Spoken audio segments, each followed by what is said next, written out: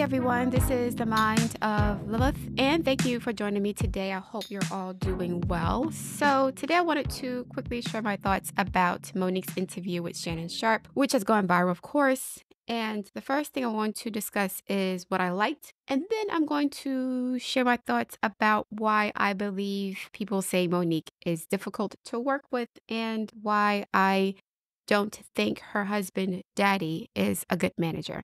I think he'd be better as a personal assistant, no shade to him.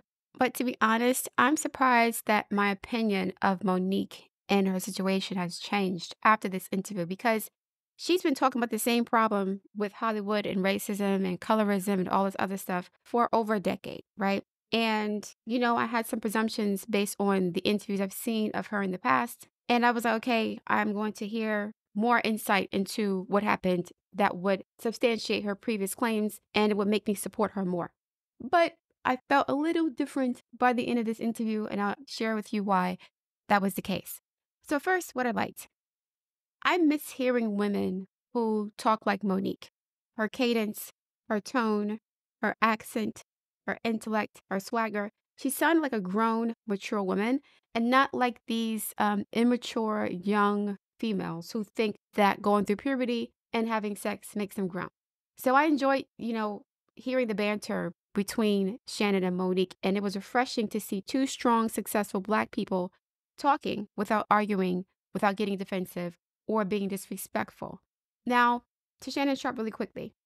People may hate on Shannon Sharpe, but I think he's an excellent interviewer for podcasting because he's non-judgmental, he's unassuming, and his speech impediment actually makes him less intimidating, makes him more approachable. This is a big, dark-skinned, Black, muscular man who I think is very attractive, but him being transparent about his insecurities makes him relatable. So I'm starting to hear people compare him to Wendy Williams, which is kind of apropos because they're both cancers. And like Wendy Williams, Shannon Sharpe has personality. Wendy Williams has a degree in communications from Northeastern University, and she has the perfect diction, pacing, tone, and projection, but she's also very vulnerable, charming, funny, and most importantly, she's like provincial. She has a Jersey girl accent with big Jersey girl hair and boobs. And so this is a part of her personality. This is why people have an affinity for her because they see her as an authentic journalist, interviewer, radio personality, right? So the same thing goes for Shannon Sharpe's Southern provincialism. You know where he comes from based on how he speaks, unlike a lot of these homogenized journalists who suppress their accents and their cultural or regional identities in order to fit into the mold of what the media says you're supposed to speak like, act like, sound like, and look like to be professional, okay? So people didn't just watch Wendy Williams for the gossip. She brought her personality to the table, and so does Shannon Sharpe. It's unorthodox and it works for him. Monique's the same way. She still has her Baltimore accent. Her hair is always laid to the gods, and she doesn't sound like a valley girl. She sounds like the aunties from around the way who would warn us about dating the wrong guy, the aunties who would tell us what to wear, what jobs to apply for. Like, I missed listening to self-respecting elders who still have some semblance of social decorum without losing their personality or their cultural identity in the process. Like, you can have proper diction and be articulate without losing your cultural identity. And Wendy Williams was iconic for that. And Shannon Sharpe is also becoming popular. He's also popular because of that. So I also like the fact that Monique and Shannon were very transparent about how they were impacted by colorism and discrimination from their own people. They were ribbing each other about being dark-skinned with a speech impediment and being a fat Black woman. And it shows that they have at least begun to heal from the trauma to the extent that they didn't take too much offense about being referred to as such by each other. And I've stated before that, dark-skinned Black men are also victims of colorism from Black women. It may not be to the extent that dark-skinned women have to go through it, but it happens quite often, and we need to stop lying about that. So anyway, I enjoyed the way Monique spoke with Shannon. I like how she advocated for herself and how she showed appreciation to her husband for loving her at her worst. And I also like the fact that she took accountability for how she mistreated her exes in the past because of her own trauma. So now on to why I think she's considered difficult to work with, because I did not have this perspective before I watched this interview. Throughout the conversation with Shannon Sharpe, Monique said several times that she does not believe in doing auditions because her work speaks for itself and she only accepts roles that are written for her, which is understandable because she's now a veteran in the game. But she also said that she was only in Hollywood for a short period of time before she landed a role in Moesha. So she's always had this attitude of not having to audition, not wanting to audition, which isn't necessarily a bad thing, right? Or a good thing. But it does show that on occasion, she may believe that she's too good to do what other people have to do for the same opportunities. I'm not saying she feels that way for sure, but the fact that she's like, I don't have to do what you have to do to get this job. I only want opportunities that are given to me. It kind of shows some level of entitlement, potentially, right? That's just one thing. Now, if you expect to be treated a certain way and then you don't get treated that way for whatever reason, how do you get people to treat you the way you demand to be treated? Are you patient and gracious towards them, or are you aggressive, condescending, and dismissive? Monique mentioned an incident where she was filming with Will Packard, and his assistant came into her trailer, which later blew up, by the way, and he asked her, why were her shoes off? She took so much offense to this young girl asking her that question that she brought in her boss, Will, to reprimand her in front of him. She demanded that the producer of the movie follow the chain of command and to speak to the director instead of her while they were filming. She said the director can tell her what to do and not the producer. So Monique was basically checking the producer of the movie on behalf of the director, okay? She was saying that I had to come to the director's defense because the producer would come on set and override the director's authority, and I don't think that's right, okay? So now you have her checking not only the underlings or the members of the crew, but you have her checking the producer of the movie as well, okay? So yes, it is necessary to have boundaries for yourself. But how do you protect your boundaries? Are you protecting your boundaries like a pit bull or like a domestic cat? Now imagine you have a teenage child and your child's 14 years old. And your 14-year-old teenager calls you on the phone while you're at work and says, Mommy, I know you were in my room looking through my stuff. Stay out of my room. You're disrespecting my boundaries. Okay? Now, how would you respond to that as a parent? You have the authority to do what you want to do, not disrespect your child, but you have the right to make sure your child is not doing things that you would not approve of that could be dangerous to them, whether it's, doing drugs or carrying guns. I'm not saying reading somebody's journal, but if you had a parent who went into your room, looked through your stuff just to see if everything was copacetic, and then your child checked you on the phone, the same way Monique checked the producer of the movie, how would you respond to that? Would you consider your child problematic? Or would you say, you know what, child, you're right. You're right. I would never do that again. Okay. So are you protecting your boundaries like a pit bull or a domestic cat? And for those of you who have cats, you know cats do not tolerate disrespect or people overstepping their boundaries. But cats have a way of asserting their boundaries without physically attacking you.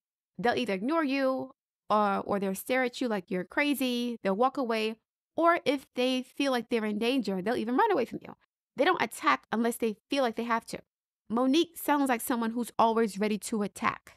She's always ready to check somebody, okay? That's off of those two examples alone. So now, Monique is honestly a very naturally gifted, talented entertainer, actor, who was destined to be famous. But again, according to Monique, she became successful or she got into Hollywood relatively quickly, which I think may have spoiled her a bit and given her a sense of entitlement because it sounds like she didn't have to go through the struggle that many aspiring actors and entertainers have to in order to get her first gig on Moesha. She walked in her purpose and she manifested opportunities relatively quickly, which I think gave her the false notion that she was more valuable to the industry than she actually was. Now, this is a very complicated and nuanced conversation to have because I believe everything Monique said about, the unfair treatment, discrimination, exploitation, and disrespect that many Black entertainers have to endure. I believe she went through all those things that she said she did.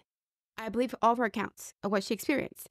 But I also believe that just like she thought she could dominate her boyfriends and her ex-husbands and her friends in general, she thought she could force the gatekeepers of Hollywood, like Oprah and Tyler Perry, to bend to her will as well.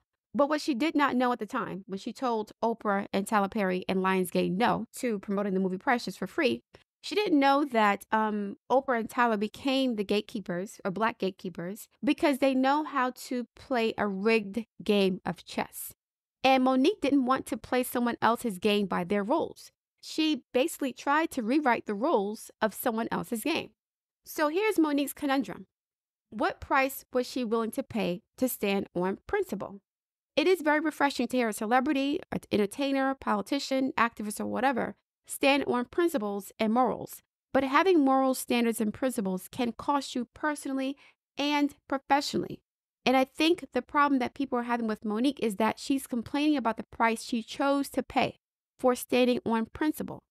To me, it sounds like Monique is complaining that the cost of her standing on her convictions was too expensive because, according to her, it cost her tens of millions of dollars and lost revenue from acting opportunities. Tyler Perry saying she was difficult cost a lot of money. But if you're trying to juxtapose yourself with women like Hattie McDaniel or Fannie Lou Hamer, it looks disingenuous to be complaining about the financial cost of standing on your principles and your morals. Fannie Lou Hamer was almost beat to death in prison for standing on principle, and she didn't complain about having to go through that. Of course, she would rather not have gone through that experience, but she didn't turn around and say, I deserve to be compensated for being beaten almost to death by these men while I was incarcerated. She went to Congress to testify about her experiences, to advocate for the civil rights movement, but she wasn't trying to use her trauma to enrich herself. And there's nothing wrong with wanting to be compensated for being mistreated. I'm not saying that at all. I mean, I was all for Cassie winning that settlement against Diddy. So I'm not against people getting compensated for being mistreated, but martyrs typically don't complain about the sacrifice that they're making for their cause, whether the cause is for themselves or for the collective. They don't complain about it. They just do it. They may give testimony, but they don't usually go on a campaign talking about how much they've sacrificed. They do it more humbly, I think. Now, I'm not trying to tell Monique how to tell her story, but it does sound a bit like moral grandstanding after a while. Because if you're trying to make yourself out to be some sort of activist or martyr, you'd be proud of the fact that you incurred great cost and you stood on business, because we've had elders who lost their lives standing on business. Okay, that's a part of the Black revolutionary tradition. Black people fighting for the liberation of the collective at great expense to themselves. We've seen this with Muhammad Ali. We've seen this with Malcolm X. We've seen this with Dick Gregory. There's a tradition and legacy of Black Hollywood, of Black entertainers and celebrities taking the L to stand on principle. Now, Monique said that she fulfilled all of her contractual obligations for the movie Precious, a movie that I hate with a passion. It's a horror story. But she was only paid $50,000 for that movie, right? And I believe her. She said that the movie was getting such a buzz that she was asked to go beyond the scope of her contract to promote the film at major festivals and events for free. She said Lee Daniels asked her to promote at cons, and she said no. Then Tyler Perry came behind him and asked her to promote, and she said no. And then Oprah came to her to promote, and she said no. And Lionsgate came to her, and then she said no. Now, how do you think Miss Monique felt telling all of these powerful people no? Do you think she was nervous about it, or do you think she felt empowered by her ability to say no to these powerful people who wanted something from her? Okay? So she said she declined all of these requests until they met her demands, which was to get paid extra money for extra work. And because she was used to getting her way in life in general, after becoming successful, not having to audition, having scripts sent to her, being a boss in her relationships, she may have felt like she was on the same level as the people she was working for, as the people who were asking her to do them this favor. So here's the deal. Monique has the right to not be exploited. She has the right to say, I will not work for free. But if I were a project manager and I had Monique on my staff, I'd call her difficult to work with, and I would not allow her to be the lead in or participate in any future projects, and here's why. When you're an employee, a freelancer, a consultant, or whatever, you essentially become the company or the client's property until they fire you or you finish the job, okay? Monique basically pulled, in my mind, and it's not my job on the gatekeepers. She basically said, it's not my job. I did my job. This is not my job, okay? She pulled out on the gatekeepers, which is a black flag for any professional who wants to be entrusted with the responsibility of helping a project to succeed, especially if you are a vital team member. Monique was busy with her talk show, her family, and other professional obligations. I believe her on that. And she had the right to want to spend time with her family. But she basically told the power players in Hollywood, Lee Daniels, Tyler Perry, Oprah, Lionsgate executives, that they have to play by her rule. And she did not have the leverage for that. That's like a lead product developer at Apple telling Steve Jobs that they're not going to work overtime to present the project that the team had worked on for hundreds of hours. I've had jobs where I was the project lead and I had to work overtime. And because I was on salary, I did not get paid extra for the extra work. It was something that was expected. However, because the project was my baby and I was a project lead, I was determined to do whatever I had to do to ensure that it was successful. So overtime was just par for the course. Monique showed that she was not willing to go the extra mile to satisfy some major players in Hollywood. And I'm not saying go the extra mile as far as go on the casting couch and degrade herself in a sense, even though some people may say, well, you asking her to work for free is degrading. But she wasn't asked to do anything that she had not already done for money. So it was just, can you do us this favor and we'll look out for you later, right? Monique showed that she was not willing to go the extra mile to satisfy some major players in Hollywood who are in the business of making money and establishing relationships. And if you do anything to jeopardize their money, like have standards and self-respect, then you're useless to them. They cannot use you for anything. They can't trust you to see things through. Now, you guys have heard me complain about the boule, the gatekeepers, and the Black people who are hired as incompetent tokens to maintain the status quo of society in politics, education, religion, business, and entertainment. These are the people who will say, do, and accept anything to protect their jobs and their positions, often at the expense of the Black community and Black culture. And we've seen it with these fake woke activists, these minstrel show entertainers, grifting pastors, and toothless politicians who've sold out the Black community for decades, okay? I've complained about this ad nauseum. So am I being hypocritical by saying that Monique is difficult to work with when she's doing the very thing that I said more Black people need to do to change the system? Yes and no, and I will explain why. I think Monique has an entitled attitude, not because she demands to be respected, but I think that she's entitled enough to believe that she doesn't have to make sacrifices to uphold the principles that she stands by. She thinks that she can tell the power players in Hollywood to play by her rules, and then they're supposed to keep giving her opportunities to tell them what she won't do, okay? It sounds like Monique wants the power players in Hollywood to give her more opportunities to tell them no, to tell them what she won't do. Now, if you're trying to buck the system, you cannot complain about the system not wanting to deal with you. If you're getting treated so poorly in Hollywood, you have the right to leave, just like millions of people who did not want to get a COVID shot. They had the right to leave their jobs because they didn't adhere to the mandates. I think Monique does not have as much support as she should have because she sounds bitter about being a martyr. And being a martyr is oftentimes a thankless job.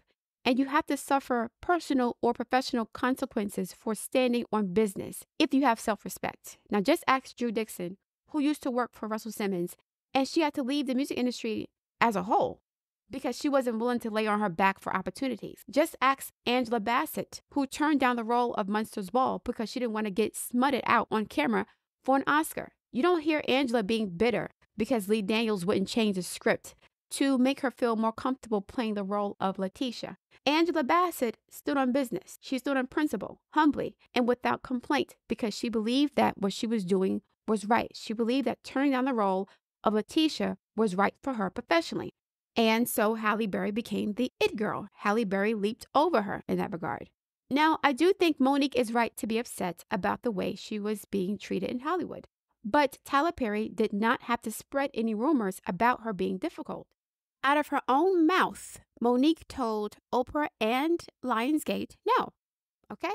Directly. Until you satisfy my demands, I will not do you this favor. I will not do what you ask. That's like me telling my boss, no, I will not stay overtime to prepare this proposal for the executives because I don't work for free. I got kids. I got responsibilities. Most of the time in professional spaces, the person who's willing to sacrifice the most usually gets the most professional opportunities, or at the very least, they get to keep their job. And that is why I believe so many Black Hollywood actresses don't get married and or do not have children. Because unlike the white actresses, most of them do not have the luxury to take a year off and then take time to get their body right after having children. And I do remember Monique saying years ago that she regretted spending so much time away from her older children trying to make it in Hollywood. And she said that she promised that if she got another chance to start over again, get married, and have a family, she'd do things differently. To this day, I think that Monique's relationship with her older children is a bit estranged because of that. So when Monique had the opportunity to do things differently, she did that, okay? And that was her right to do. She did that. She made the choice. She made the conscious choice to prioritize her family over her professional obligations. And she's not wrong for doing that. She's not wrong for wanting to be a wife and a mother.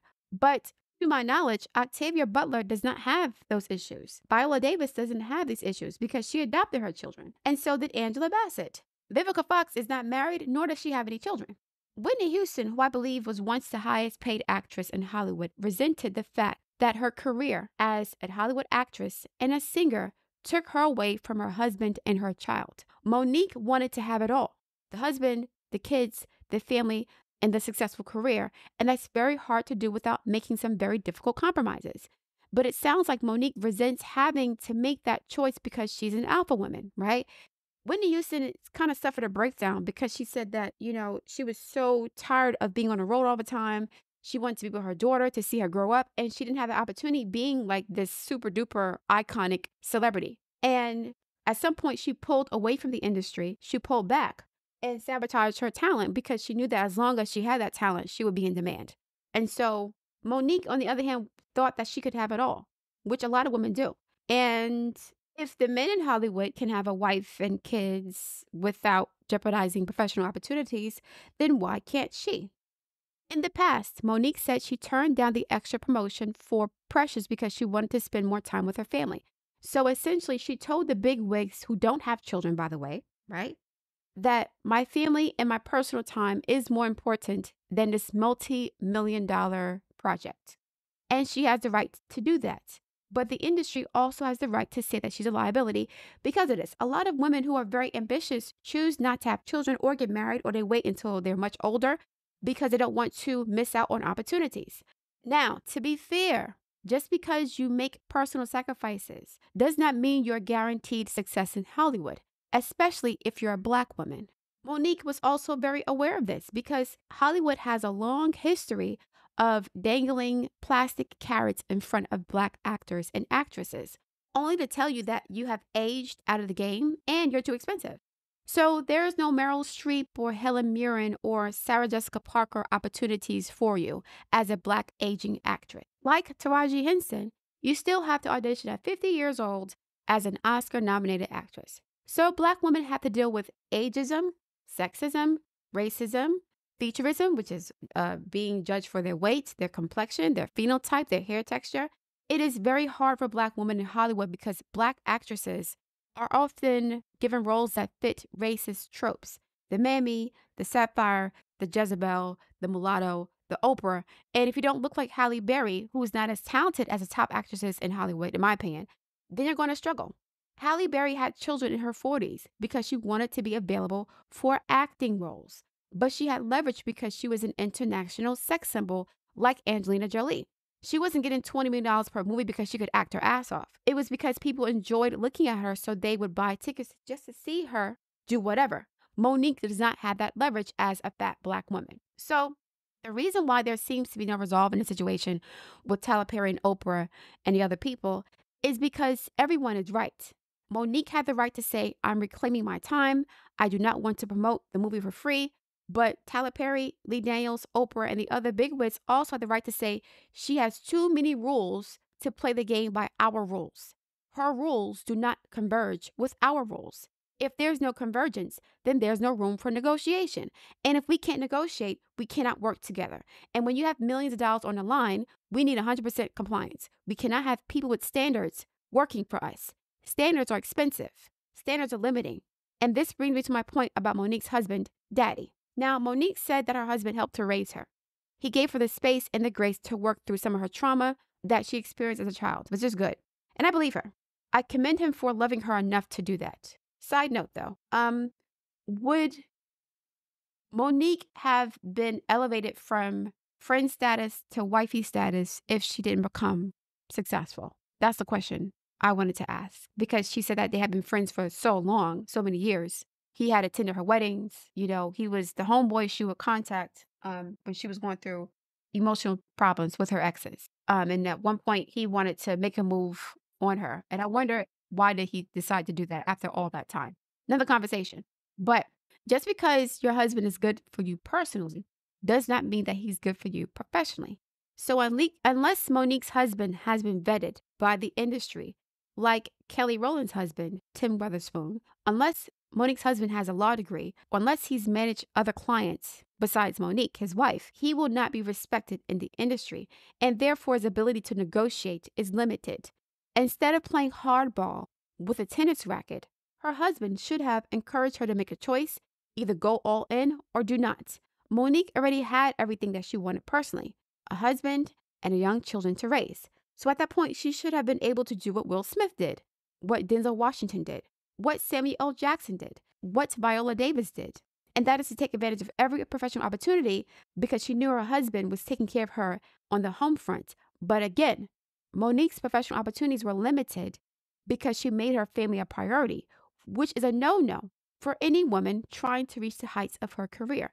There are so many older, successful women rushing to have babies in their 40s and 50s because they spent decades climbing the professional ladder. Then they look around and they're surrounded by rich, successful, powerful, empty individuals who sacrifice their relationships, identity, marriage, children even, for money, fame, or power, aka the gatekeepers. Lee Daniels does not have any kids. Tyler Perry is a male, and he wasn't married to the woman who he had a child with. It was a surrogate, I think. And Oprah doesn't have any kids. So these gatekeepers do not have sympathy for people who have other obligations for the most part. Gayle King did not become Gayle King until her children were grown. Once they grew up, she could go for the gold in her career. So she became successful in her 40s and 50s, I believe. Monique made a choice, but she sounds bitter about the choice that she had to make. And it sounds like that bitterness is turning into self-righteousness, which is why I think people have less sympathy for her. Monique had the right to tell Lee Daniels, Tyler Perry, Oprah, and Lionsgate no. But for some reason, she does not understand that they reserve that same right if they feel like she's a liability. So Shannon Sharpe tried to find a roundabout way of asking Monique if her childhood trauma affected her professional behavior. And she admitted that being molested made her defensive, distrustful, rugged, combative, bossy, demanding, hypersensitive, and unwilling to take accountability for her actions. All qualities that would make her difficult to work with. And I don't mean to throw shade at all or to dismiss her trauma, but it sounds like Monique was bleeding all over everybody. She's been married 3 times. And it sounds like she needed her husband to validate her and to tame her in a way that her bosses could not. Now again, Hollywood is a grimy, shisty, demonic place. So she needed to have her guard up anyway. Otherwise, she'd be used, abused, and discarded like 99% of Black entertainers. So Monique went into a war zone, ready for war. But she didn't realize that there are battles within war. She may have won the precious promotion battle. She may have won the battle of having a marriage and family, but she lost the war in terms of likability and marketability in Hollywood. She won the battle, but she lost the war. So Monique also said that she'd receive emails asking her what her availability is, which is the norm in most cases. And she said she doesn't play that game. She only accepts roles that are written for her or given to her. So Monique did not want to end up like Taraji Henson. She took a stand. But ironically, both Monique and Taraji are unhappy with where they are today. One person made concessions and the other did not. Yet they're both unhappy. That's how you know the game is rigged either way, because we're playing by somebody else's rules. So would Monique rather be in Taraji's position, used up, unappreciated, and disrespected, or her current position, ignored, blackballed, and put out to pasture because she doesn't want to play by the rules of the game? It sounds like she wants to be in Amy Schumer's position. I think Amy Schumer is Senator Chuck Schumer's niece. She's part of the tribe, so that's why she gets opportunities. But I think also Monique wanted to be like a Melissa McCarthy as well, who's lost tons of weight. So now she can't play the undesirable, friend-zoned, friendly, fat white woman roles anymore either. Either she may lose opportunities because of her weight loss, or she may get more opportunities because she lost so much weight.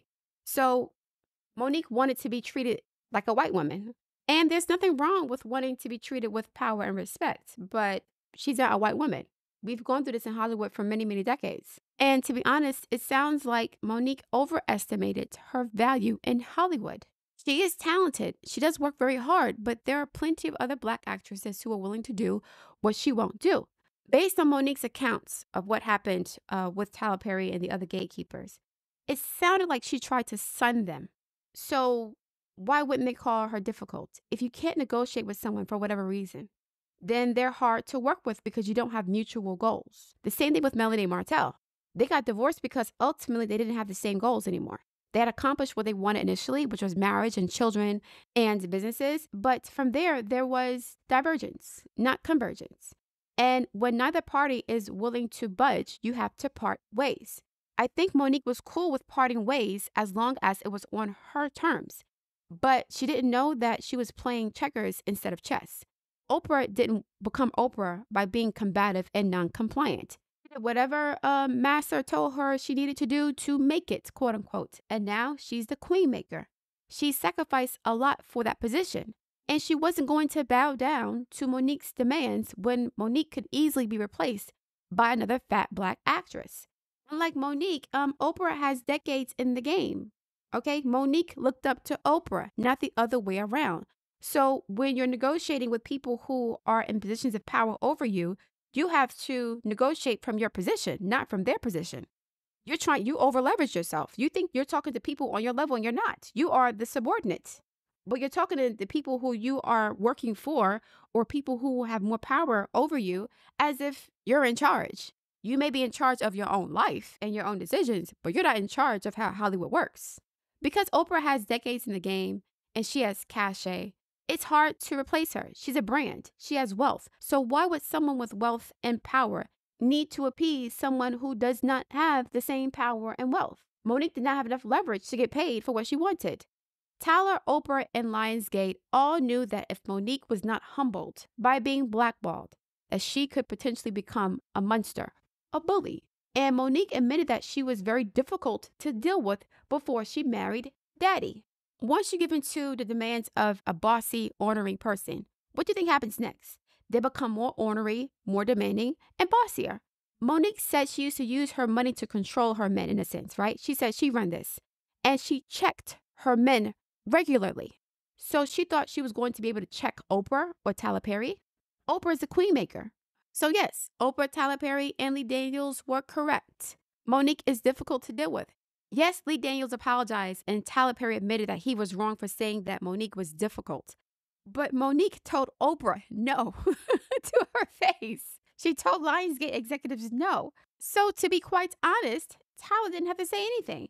Monique already showed Oprah and Lionsgate that she was not willing to do them a favor. You couldn't do us a solid? All right, bet. We cannot rely on you in the future to lead or carry other projects because you have too many standards, too many rules, and you're kind of bossy.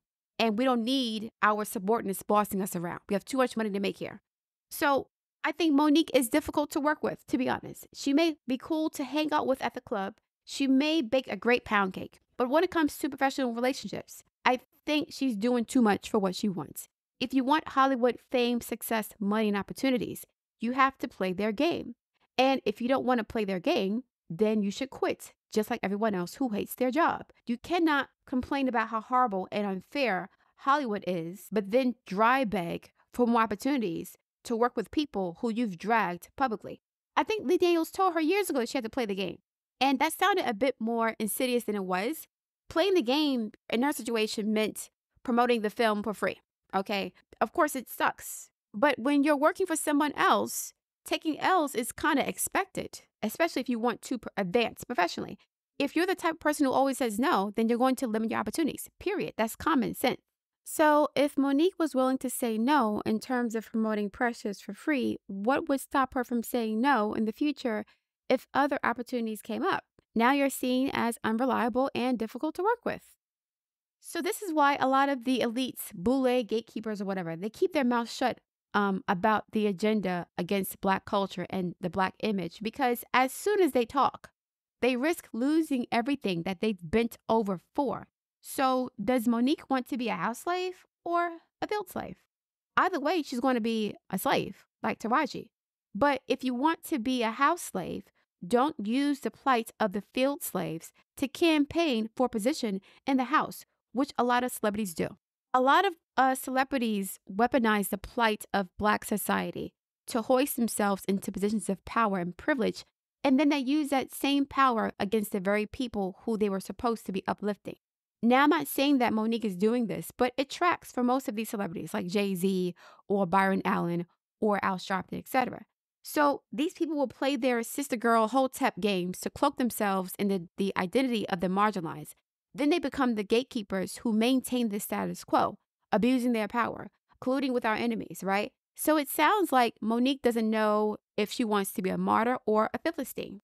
If Monique knew how much she would lose for taking a stand, like Janet Hubert did in The Fresh Prince, right? Janet Hubert is not a fat Black woman. She was a model-esque, then beautiful, dark-skinned woman who was revered as an actress and an entertainer for years. And she was blackballed for demanding more money and respect. So if Monique knew how much she would lose because she took a stand, would she have made the same decisions?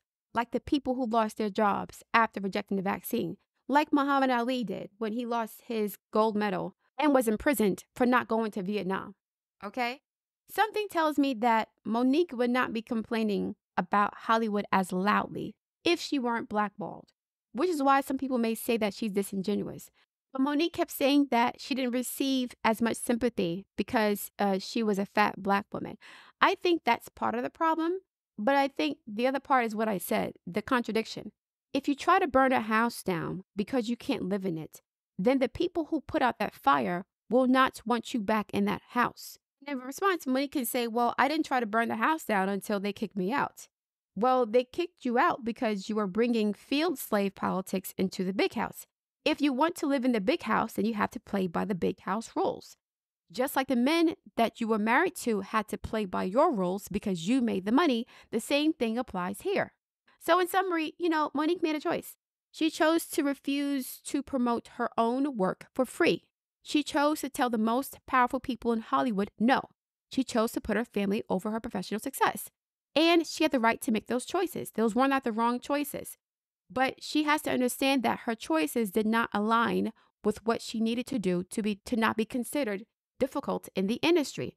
There's a reason why Oprah and many other successful Black actresses either don't have children, don't get married, or they have marriage and children late in the game because they made a choice to prioritize their career over being a mother. And to be honest, you don't hear these actresses complaining about those sacrifices. I sacrificed being a wife and a mother for the sake of, pursuing my dreams as a Hollywood actress. You have to have enough conviction in your purpose that you don't regret taking L's or making sacrifices for what you believe in.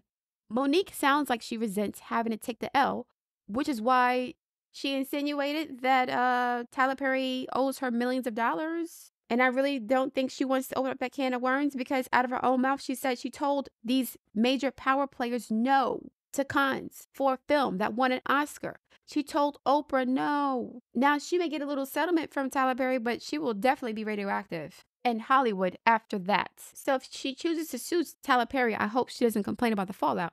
This is like somebody suing their boss, not for sexual harassment, but because they got fired because they didn't want to do any extra work that they weren't hired to do. For example, suppose you're working at a job and you had a salary position and one of your coworkers got sick with COVID. And this happened a lot during COVID. And, there were a lot of deadlines that had to be met. And so you had to take on your coworkers' work to make sure that the company was able to fulfill their obligations. As an employee, a freelancer, a consultant, you assume the responsibility of ensuring that whatever needs to be done gets done for the sake of the organization you're working for the sake of the business, for the sake of the corporation, for the sake of a project, for the sake of whatever. You have to do whatever you need to do to make sure that you reach the finish line. And Monique was saying that ain't my job.